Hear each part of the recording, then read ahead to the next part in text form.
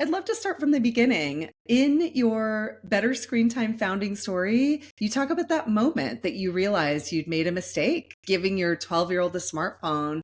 Could you tell us about your journey to make change inside your own family and what your advice would be to other parents who might regret introducing tech too soon? As busy parents, we have a lot of reasons that life might suddenly become chaotic, right? And for us, we moved from Illinois to Oregon where we now live, and our oldest was turning 12 at the time. And she was the ultimate oldest child, like the kind of kid that cleaned her room without being asked, super responsible.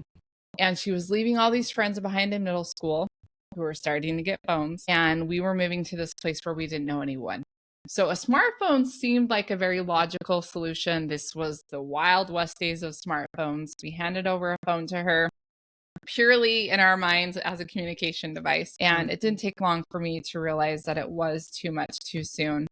I did spend some time thinking about it, trying to decide what to do.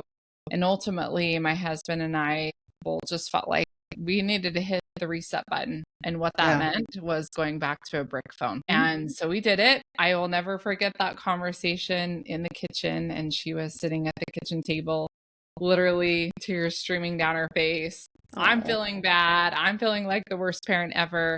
But also with just this gut feeling that I knew that we needed to take a step back and reset. We have to remember this was before Apple Screen Time even existed. yeah. So I know that's hard maybe for parents who haven't parented, didn't have to parent in that Wild West era, but it really was crazy.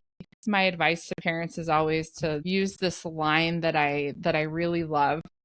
And it is, I reserve the right to be wiser today than I was yesterday.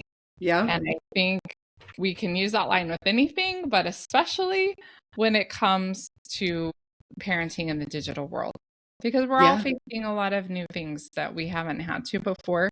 And so we have to be brave enough to say, I got that wrong. We're going to start over.